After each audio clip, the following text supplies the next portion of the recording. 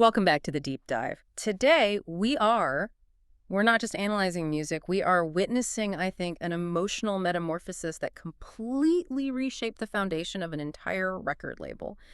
We have in our hands the complete, just sprawling archive of one of the most highly anticipated and intensely personal rebrands in recent memory. Yeah. Honestly, the sheer volume of this work and the depth of the vulnerability, it's breathtaking. Breathtaking is absolutely the right word. This isn't just, a standard album release. We've called it emotional archive, but it's really more than that. It's the foundational text for the entire second chapter of the 11SIX music story. Totally. We are diving into Liannarie's huge full album, Thank You, Tala. It's a 24-track behemoth that came out December 5th, 2025. And we're cross-referencing that very intimate solo journey with her really intense structural features on DLB's 11 Dreams remix album, which dropped just a week before that. The timing is it's everything here, isn't it? Yeah.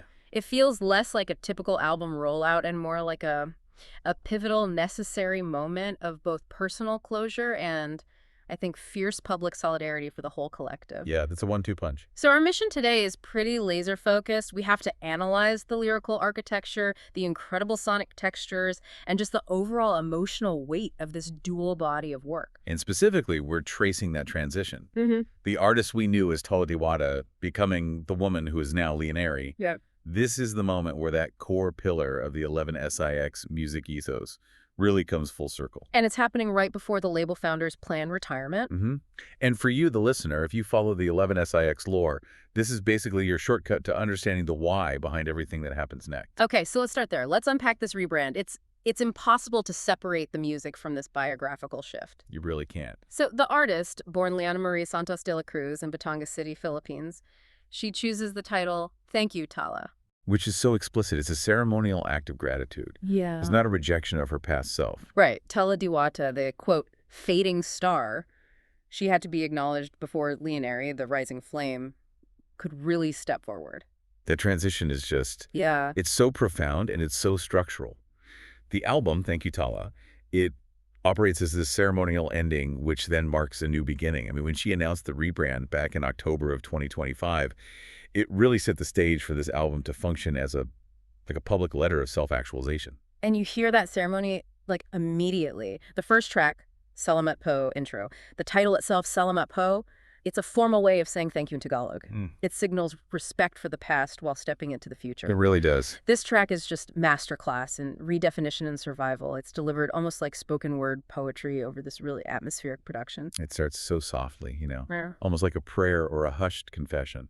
And then it hits you with these incredibly intense biographical statements that define her journey through these different phases of her identity. Yeah, that quote. I carried names like Prayers Marie, Liana, Tala. Each one was a season, each one a lesson. That's such a powerful acknowledgement, isn't it? That identity is iterative. It's not fixed.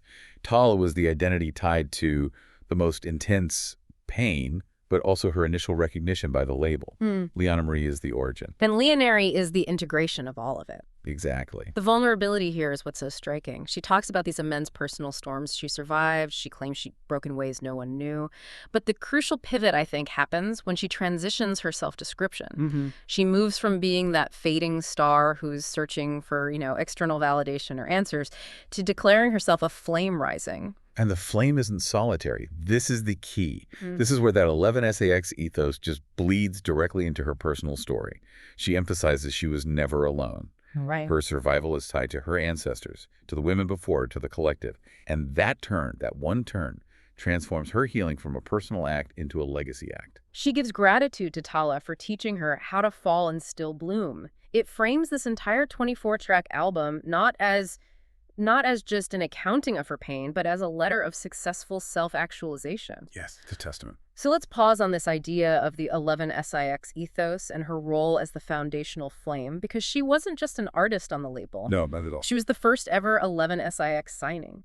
This wasn't some standard A&R move. It was rooted in a deep mutual artistic trust that was established during the label's sort of mythological vibe summit in Puerto Rico. She is the origin story. I mean, the lore literally describes her as the foundational muse, the mirror of his soul. And to understand that, we have to recognize DLB's core narrative, which is always defined by this relentless exhaustion or refusal to sell out to major labels and this dedication to raw, unmasked truth. So if he's the exhaustion and the anti-establishment defiance, Then Liannarie, as the mirror, becomes the conduit for processing all of that energy, the hidden history and deep intimacy that's suggested in the lore. It means her personal journey, her healing, is structurally necessary for his closure. and her musical style, that lo-fi R&B, the ethereal tone, what we've been calling soft, grounded sorrow, it perfectly reflects that role. She takes chaotic internal pain and she renders it beautiful and manageable.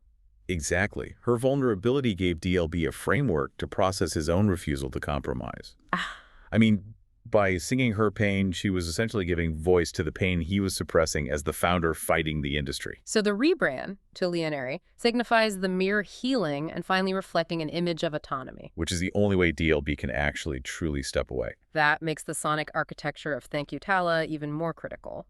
This album is a sonic diary, and that sound is shaped by three key production forces. We really need to understand their specific aesthetics to appreciate how they scaffold this massive emotional shift she's going through. Okay, so first up we have DJ Rivy YR, River Simone Lawson. She's known for bringing that powerful, driving electronic R&B edge. Yeah, when you hear her tag, River's messing with them drums again, you know what you're getting. You know exactly what you're getting. It's chill trap, electronic R&B, and crucially, these powerful lo-fi drum patterns. For Liannarie, River YR provides the rhythmic backbone. Her beats give those soft R&B vocals unnecessary structure. It drives the emotional bounce while keeping the sorrow from just dissolving into pure balladry. Yeah, and she co-produced Liannarie's earlier, more experimental work. Sincerely, Lianna. So there's history there. So RevUIR is the pulse. She's the kinetic energy that suggests action, even when the lyrics are about deep reflection. Then you have Joyans. Ah, Joyans, the melodic heart of the entire 11SX extended universe. Her tag, touched by Joyans, soul felt, immediately signals her strength. It's melodic engineering and a very distinct Korean pop sensibility. She's responsible for those intricate lyrical top lines and those gorgeous, often really complex harmony stacks that define Liannarie's most vulnerable moments. She is. She blends that K-pop fluidity and precision with 11SIX's signature darker lo-fi tones. So when Liannarie needs clarity or precision or some kind of spiritual elevation, Joyans is the architect. And finally, the label's central production brand, Hustle Harmonics. This is the core trio DLB, Mikanami, and Jihei Seo.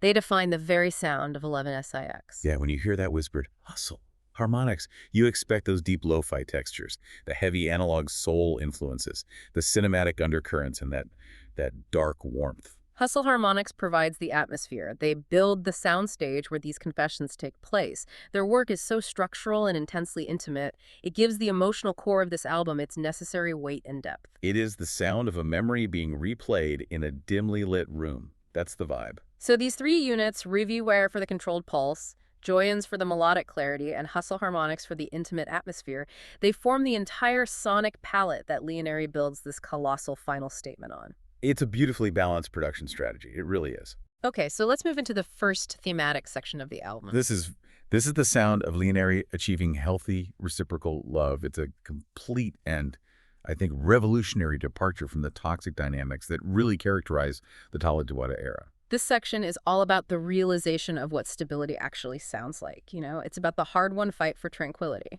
So you take track 02, For You Always, produced by DJ RivUIR. Lyrically, it is just pure, rock-solid, unconditional devotion. She opens it by saying, you don't even got to ask, it's already yes. And that simple affirmation it's just so profound when you view it against her history. It implies a relationship free from games, from interrogation, from that constant need to prove your loyalty. The verses are all centered on this quiet stability. If the sky fell, I'd still stay. The partner isn't chaos, but calm. You're the calm that I found. And sonically, RevUIR's chill trap drums are absolutely essential here. They provide that deep, lo-fi pulse underneath the soft R&B vocals. The rhythm, that beat, it provides a sturdy, unwavering foundation for this unconditional love. It's rhythmic support, not frantic energy. It balances the intensity of the emotional declaration with a real sense of serenity. It proves that peace doesn't have to be static. It can have a deep, consistent groove. Okay, moving to track 03. Stay this way. Now we have hustle harmonics at the helm. Mm-hmm. This track shifts the focus just a little bit. It's about the desire to freeze a perfect, fragile moment in time.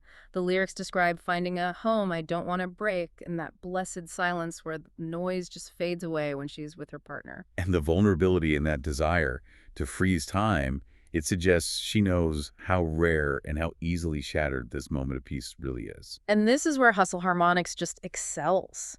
Their signature dark warmth and that intimate analog energy. It's the perfect sonic envelope. The ambient layering makes you, the listener, feel like you are inside that precious captured memory. It sounds grounded and precious precisely because the production is so focused and deliberate. It frames every single syllable. Yeah. Then we jump ahead to track 12, Feels Like This, produced by Joyans. And this track is lyrically dedicated to defining real, healthy love by explicitly naming what it is not. She's writing a manifesto against her own past choices. She lays it out so clearly. No drama, no games, just coffee and last names. And the line we keep coming back to, no prove it, no test, just yes. After a lifetime of relationships built on performance and conflict, just yes is the most revolutionary affirmation she can possibly make. It strips away all the toxic complexity. The song concludes that if love is a song, then baby, this is it. And Joyan's melodic strength ensures this track just flows beautifully. It provides a soft, almost effortless emotional composition. It needs to sound easy because the lyrical sentiment is about simple, consistent affirmation over performance. It sounds like waking up to quiet confidence. Yeah, it does. The fact that she's using Joyan's precision engineering to define simplicity it's so powerful. It takes immense emotional discipline to simplify love down to just coffee and last names. And finally, in this section, we hit track 22, the acoustic vulnerability of If You Let Me stripped version, again produced by Joyans. This track is a plea. It's for patience and for true vulnerability, and it's directed at a partner who is deeply guarded because of past trauma that Liannarie, having just left that cycle herself, can clearly recognize. She gets right into the partner's scars. You don't trust no easy hands, and that just heartbreaking line, you've been left in mid-convo. Look! That level of abandonment. It leads to deep emotional fortification. So Liannarie, having healed her own wounds, she offers this profound, unshakable promise. If you let me, I'll stay, even when the world walks away. And the stripped version just emphasizes Joyan's skill with vocal engineering. It strips away all the layers to foreground the raw honesty of that promise. The sound is fragile, but the intention is ironclad. It's the sound of truly earned peace. It's recognizing that achieving clarity means showing up for both yourself and the brokenness you find in healthy love, and offering stability without demanding immediate trust. The transition out of this section, though, it has to be handled carefully because this piece is fragile. It wasn't arrived at easily. And to appreciate its weight, we have to acknowledge the chaos she's leaving behind. Exactly. The journey to peace isn't linear. Sometimes you have to look back at the abyss to confirm you've actually stepped away. Which brings us to the next section. Right. An emotional archive isn't complete without confronting the trauma, the habits, the psychological darkness.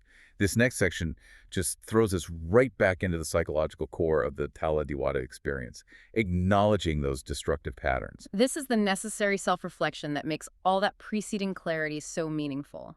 We start with track 05, Red Flag, produced by DJ Ravi Wire. And this song is brutally honest about the powerful, almost chemical lure of toxic attraction.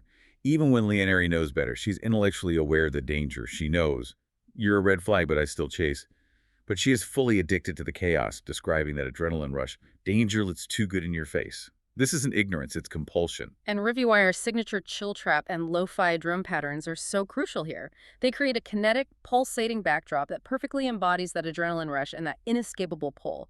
The rhythm is the heartbeat of the addiction. It's exciting, it's dangerous, it's compelling. And that lyric, "Some mistakes we never learn," is just devastating because it ties into that painful human tendency to revert to familiar, even destructive relationship dynamics. The production doesn't criticize the choice either. It just provides the hypnotic, controlling sound that holds her captive in that moment of choice. The intensity then escalates rapidly with track 10, Vice Grip, again with DJ Ravi Wire. Yeah, this track is one of the most explicit about the addiction to pain and control in a destructive passion. She states it clearly, almost like a thesis for her past relationships.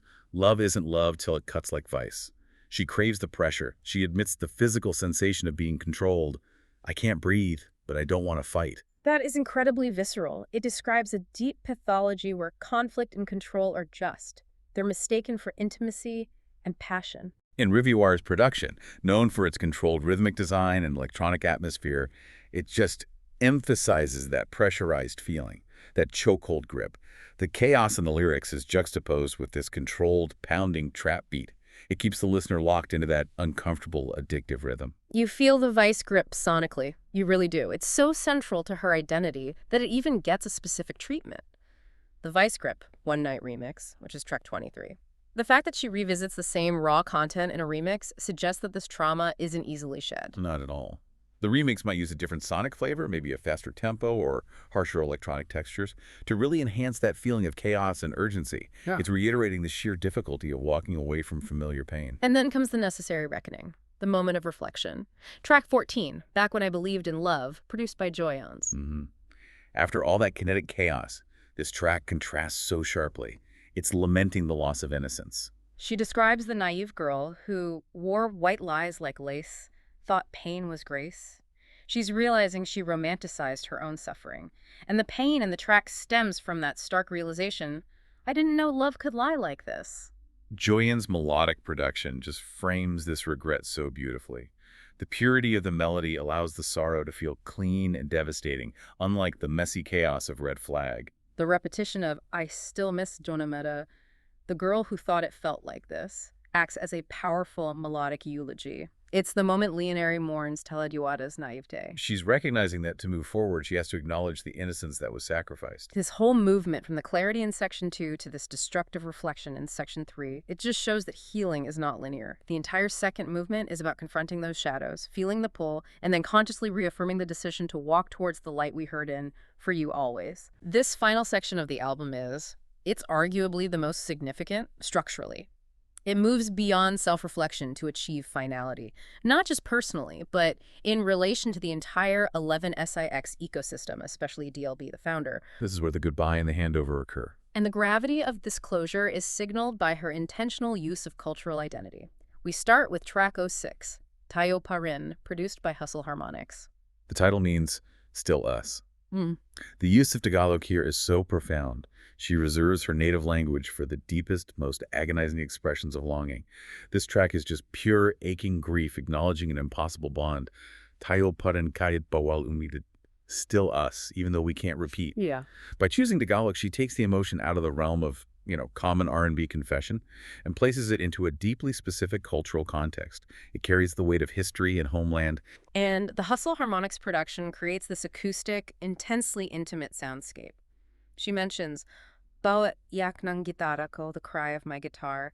That lo-fi, dark warmth that they deliver just perfectly encapsulates that quiet, agonizing space of pure, unavoidable longing for something that can never come back. She continues this use of Tagalog in track 09, Alon Waves, produced by Joyons. Alon means wave. Here, the emotion shifts from agonizing impossibility, like in Tayo Pa Rin, to willing submission. It's a willing surrender to destiny or a lover's gravitational pull.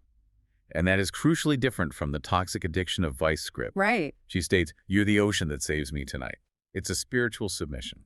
Joyon's melodic clarity prevents this from sounding chaotic. Instead, it sounds spiritual, faded, unavoidable. Waves don't lie, they only return. The wave is the force that pulls you home, not the force that controls you. Exactly. Now we get to the tracks of finality, the ultimate severing from past toxic relationships. Track 15, You Didn't Choose Me, produced by DJ Riviere. This is a raw, blunt realization that she was just a placeholder. The realization is that she was convenience, not love. This is a moment of just cold clarity, devoid of the romanticization we heard earlier, and the emotional impact is driven home by Rivoire's crisp, almost aggressive drum patterns that underscore those final, definitive lines.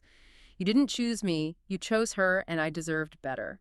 It's an act of self-worth delivered with a rhythmic punch that feels like slamming a door shut.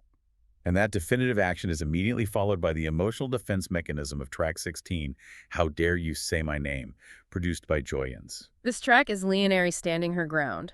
It's against being misrepresented by an ex who is trying to co-opt her narrative after the breakup.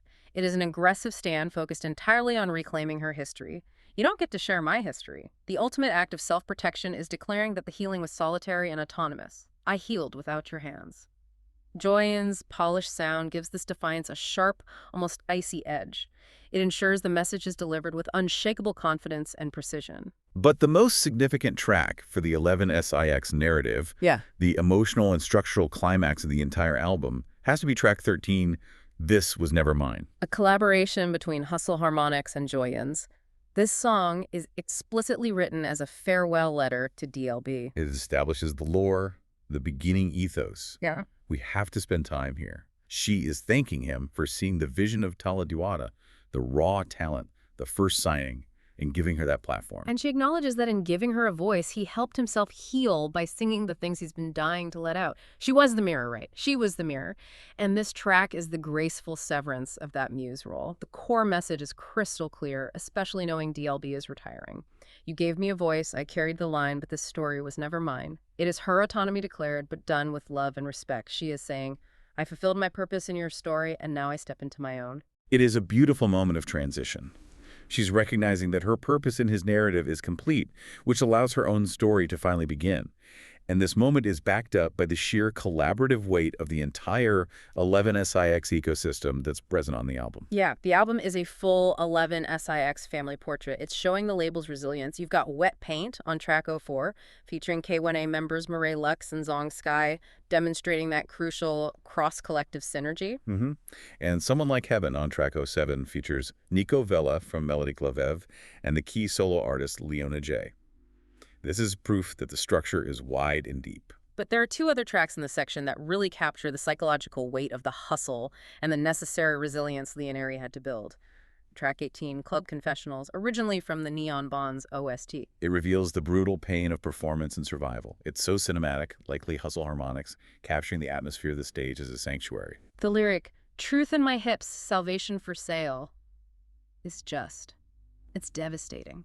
It reveals the psychological weight of the hustle, where emotional and physical performance become intertwined with survival. The stage is literally her confessional, where her secrets are unveiled, but only because she is required to sell the performance. That self-awareness is so raw. And finally, track 19, Blasphanes, featuring the female collective Crown Apaili Liannarie, Mireille Lux, Zong Sky. This reinforces that theme of painful resilience. This is the collective feminine voice supporting her strength. My veins are glass, they break in silence. You can't love fire without the flame. It's a statement that her strength is born of fragility and pain. It's fierce wounded power backed by her sisters in the collective. This whole section, moving from private grief in Tagalog to public closure with DLB and collective strength with Crown Apale, it's a masterstroke in structural storytelling. So if Thank You Tala was Liannarie's personal archive, Then her features on DLB's 11 Dreams remix album are her public declaration of solidarity.